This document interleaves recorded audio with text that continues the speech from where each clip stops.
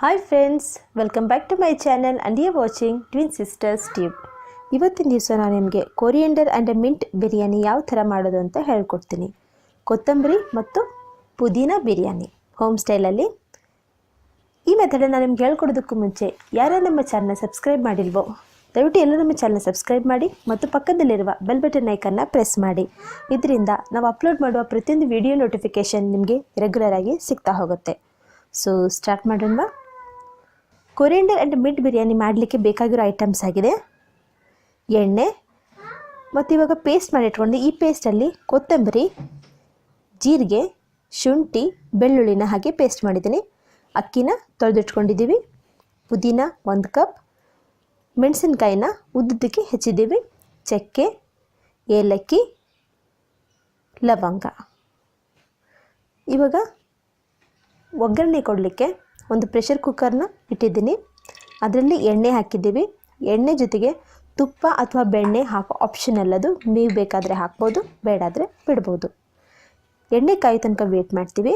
ಸ್ವಲ್ಪ ಎಣ್ಣೆ ಕಾದ ನಂತರ ಇದರಲ್ಲಿ ಎಣ್ಣೆ ಕಾದಿದೆ. ಇವಾಗ ಈರುಳ್ಳಿನ ಹೆಚ್ಚಿಟ್ಕೊಂಡು ಉದ್ದುದಕ್ಕೆ ಹೆಚ್ಚಿರೋ ಈರುಳ್ಳಿನ ಹಾಕ್ತೀವಿ. ನಂತರ ಮೆಣಸಿನ್ಕಾಯಿ ಅದನ್ನು ಉದ್ದುದಕ್ಕೆ ಹೆಚ್ಚಿದ್ದೀವಿ, ಅದನ್ನು ಹಾಕ್ತೀವಿ. ಸ್ವಲ್ಪ ಚೆನ್ನಾಗಿ ಸ್ಟಿರ್ ಮಾಡ್ತೀವಿ. ಇವಾಗ ಚೆನ್ನಾಗಿ ಬೆಂದ ನಂತರ ಇದರಲ್ಲಿ ಏಲಕ್ಕಿ, ಚಕ್ಕೆ, ಲವಂಗ ಮೂರನ್ನು ಹಾಕಿ ಚೆನ್ನಾಗಿ ಕಲಿಸ್ತೀವಿ. ಮತ್ತು ಫ್ರೈ ಆಗುತ್ತೆ, ಚೆನ್ನಾಗಿ ಫ್ರೈ ಆಗೋ ತನಕ ಕಲಿಸ್ತೀವಿ. ನಂತರ 1 ಕಪ್ ಪುದೀನನ ತೊಗೊಂಡಿದ್ವಲ್ಲ, ಆ 1 ಕಪ್ ಪುದೀನನ ಇದು ಚೆನ್ನಾಗಿ ಬೆಂದ ನಂತರ ಇದರಲ್ಲಿ ಹಾಕ್ತೀವಿ ಮತ್ತು ಇದರಲ್ಲಿ ಚೆನ್ನಾಗಿ ಬೇಯಿಸ್ತೀವಿ. ಇದು ಚೆನ್ನಾಗಿ ಬೇಯೋದ್ರಿಂದ ಒಳ್ಳೆ ಫ್ಲೇವರ್ ಬರುತ್ತೆ, ರೈಸ್ಗೆ ತುಂಬ ಒಳ್ಳೆ ಸ್ಮೆಲ್ ಇರುತ್ತೆ. ಇದು ಚೆನ್ನಾಗಿ ಫ್ರೈ ಆಗಿದೆ.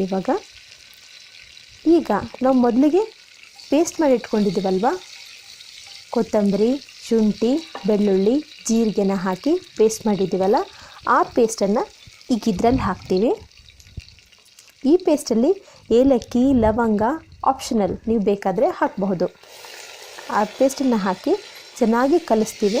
ಮತ್ತು ಸ್ವಲ್ಪ ನೀರು ಹಾಕಬೇಕು. ಆ ಸ್ವಲ್ಪ ನೀರು ಬದಲು ಅದೇ ಪಾತ್ರೆಯಲ್ಲೇ ನಾವು ಸ್ವಲ್ಪ ನೀರು ಹಾಕಿ ಚೆನ್ನಾಗಿ ಕಲಕಿಸಿ ಅದೇ ನೀರನ್ನೇ ಈ ಪೇಸ್ಟಿಗೆ ಹಾಕ್ತೀವಿ.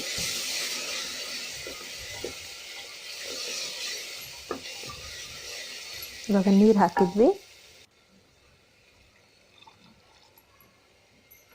ಸ್ವಲ್ಪ ಕುದಿ ಬರೋ ತನಕ ಬೇಯಿಸ್ತೀವಿ. ಈಗ 1 ಕಪ್ ಉಪ್ಪು ಹಾಕ್ತೀವಿ.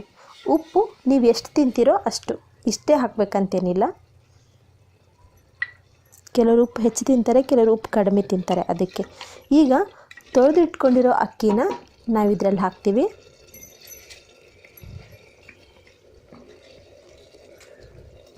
ಈಗ ಸ್ವಲ್ಪ ನೀರು ಹಾಕಿ ಪ್ರೆಷರ್ ಕುಕ್ಕರ್ನ ಮೇಲೆಯಿಂದ ಕ್ಲೋಸ್ ಮಾಡ್ತೀವಿ.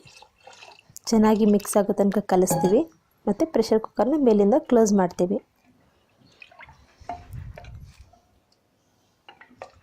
ಈಗ 3 ವಿಷಲ್ ಬರೋ ತನಕ ಕಾಯ್ತೀವಿ.